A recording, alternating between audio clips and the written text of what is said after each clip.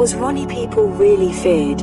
We was all scared of him, to tell the truth, not just because of what he could get up to, but because of what he knew. He had a funny way of looking at you, and yet not looking at you, that always made you think he was reading your mind.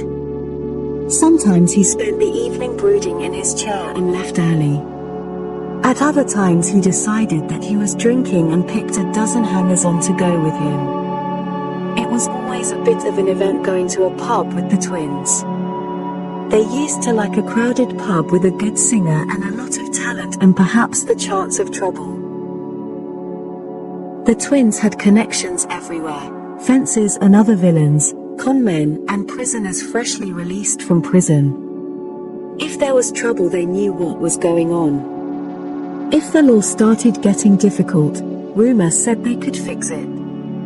They had the natural conman's memory for faces and had started inviting some of the choicer characters they had got to know in the West End and in the army.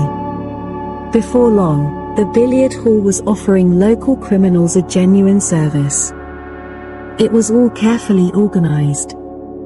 There were lock-up cubicles under the seats for the thieves' tools. Stolen goods could be left round the back of the hall. If necessary, the twins would arrange transport and worked an introductions bureau for criminals they knew. There might be a warehouseman they knew in Tottenham who had been getting in debt on the dogs and who wasn't fussy what he did for a couple of £100. Before the evening ended, the twins would have contacted willing thieves, found customers for the goods, and come to an understanding that when the warehouse was burgled they would be in for their percentage. It would be an adequate percentage. Reggie always saw to that. These growing business activities were certain to be challenged sooner or later. The twins had no real power yet. Each section of the East End had its own established governors. In serious criminal affairs, the twins were interlopers, but for a while, most of the serious local gangs seemed to ignore them. 3 Poplar dockers who unofficially ruled Poplar and Mile End finally decided to take them in hand. A challenge was sent out. Not that it looked much like a challenge, simply an invitation to the twins for a drink at a certain Mile End pub the following Sunday morning. But in the East End, there are ways of sending an invitation so that it becomes common knowledge. By the time the twins heard, everyone who mattered knew as well. The twins' reaction to the dockers' challenge was unusual. All of their friends at the hall knew about it and waited for the explosion. None came. Nobody liked to mention it. Nothing was said. By Saturday night, the challenge had become the sole topic of conversation, out of earshot of the twins. At the billiard hall, people were uneasy, suddenly remembering the dockers' records as amateur boxers. They were brothers, a good 3 inches taller than the twins, and all of them fought as heavyweights. No one could be surprised at the twins appearing shy of meeting them. But it would be the end of the twins' reputation. Not even they could hope to bluff their way out of an affair like this. But they seemed unconcerned, and the evening ended with a cheerful rumpus in a pub at Stoke Newington. The following morning, the billiard hall had the largest Sunday morning turnout for years. Half the neighborhood seemed to have arrived to see how Reggie and Ronnie were getting on. They were the same as usual on a Sunday morning after a hard night's drinking. Ronnie unshaven and rubbing his eyes, Reggie neatly dressed in slacks and sports shirt, fixing a new counter to the bar. Both raised their eyes at all the visitors, but said nothing.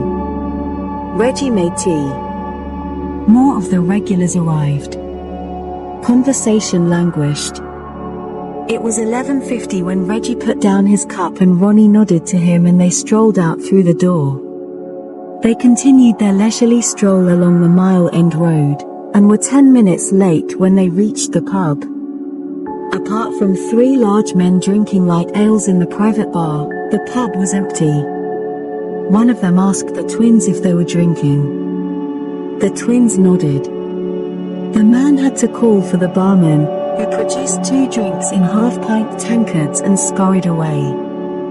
one of the dockers passed Ronnie a glass. Beer mixed with lemonade.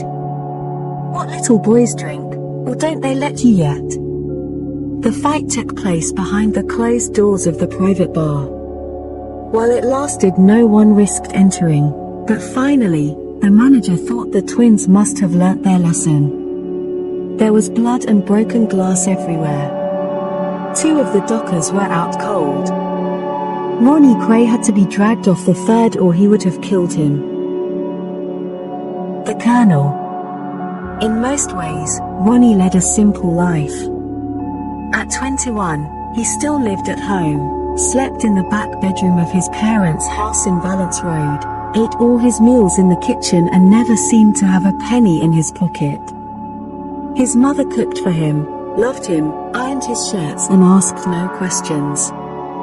He was the dependent son he always had been. Violet said, "I used to hear things about my Ronnie, but I had learnt never to trust what other people say. I knew him, others didn't. He was so kind, you see. Always made such a fuss of me, and that's more than most of the mothers round here can say of their boys." Apart from fighting and helping run the billiard hall, he had no interests and no job. He couldn't thieve, understand betting, or drive a car. His life was rooted in the village life of the East End. He had no taste for grand living, nor for that matter, for material success away from Bethnal Green.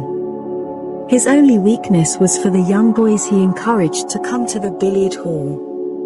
He had no interest in women, but with his boys, he could become surprisingly sentimental. His favorite book around this time was called Boys Town.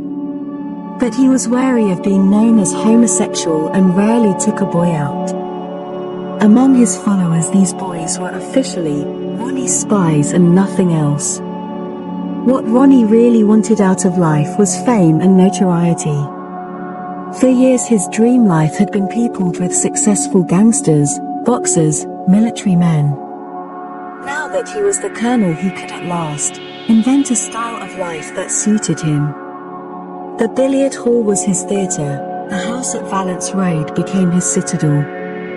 It contained everything he really loved, his swords, his suits, his mother, and his dog.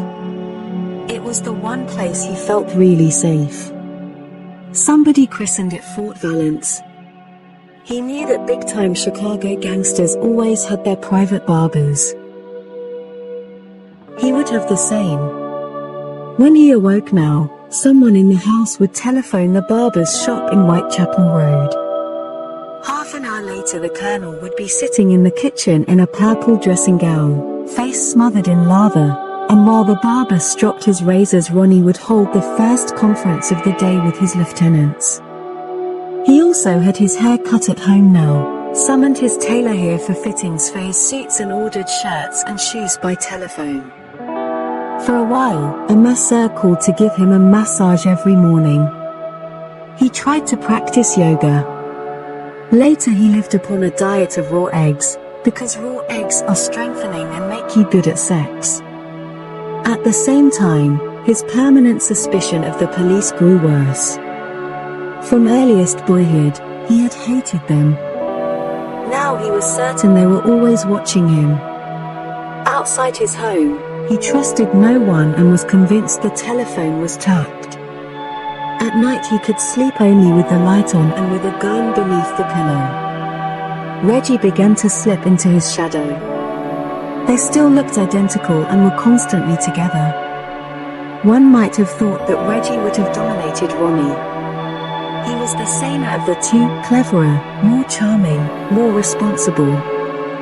He was quite capable of living in the ordinary straight world. Yet it was Reggie who fell into second place and followed Ronnie's fantasies. He lacked the actor's instincts of his brother. Nobody thought of calling Reggie the Colonel. Nevertheless, he seemed quite happy now to follow Ronnie, dressing as he did, joining in his plans, even adopting the Chicago gangster role.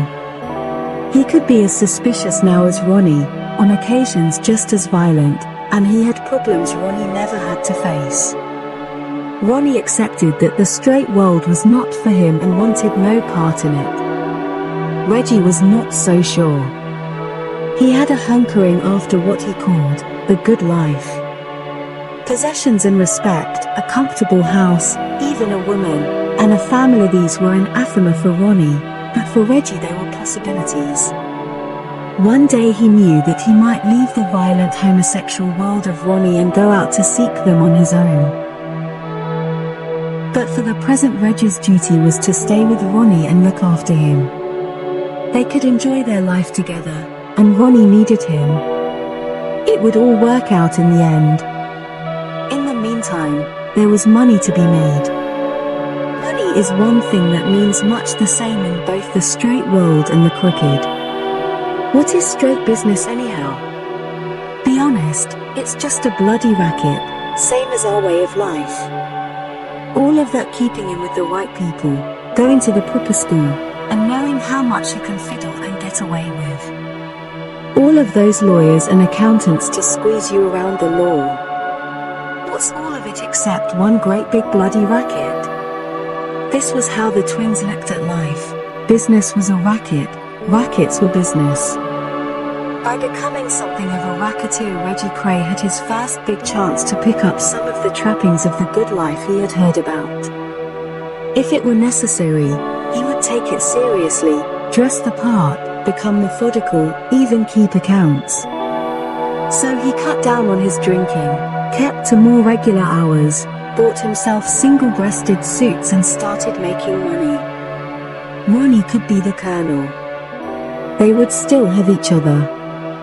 Now on their 22nd birthday, they were a formidable pair and there suddenly seemed no stopping them. They were the ideally complementary couple. Ronnie would bring the crowds in, Reggie would fleece them. Ronnie would make their name for violence, Reggie would market it. When there was a serious fight they could still both join in. It was now that Reggie started to be known as the live wire of the two. He was terrier-like in his eagerness to worry out cash from any situation. There were already certain Jews ready for the taking. In the East End, it had been taken for granted that the reigning governor of the manor had his legitimate sources of income. Each week he could count on a few pounds from every betting shop in the district as insurance against lesser hooligans. If trouble did occur, the governor was expected to deal with it. It was the same with some pubs, cafes, and various tradesmen. The arrangement was usually informal, sometimes a loan, sometimes some infinitely extended credit. Anyone vulnerable to trouble was a potential source of income. Sometimes it needed tact to get it, but Reggie knew how to ask a careful question and never take no for an answer. Minor protection was the bread and butter of villainy. There were far bigger pickings to be had from other criminals. With honest men, there always comes a point when they would rather call in the police and take the consequences. Crooks can't. The reigning local villain has them at his mercy. Illicit bookmakers and unlicensed gambling clubs had always been fair game for a pension to the local governor. Working methodically, Reggie made the rounds of all of them in Bethnal Green and Mile End and upped the contributions. It was the same with the local rackets that he heard about, and the twins were making sure they heard about most of them. The billiard hall was a good receiving ground for criminal information, a word from a fence, a tip-off from a taxi driver, a telephone call from a barman. The twins would always pay well for any information they could use, and they had a sixth sense about what was going on in their district.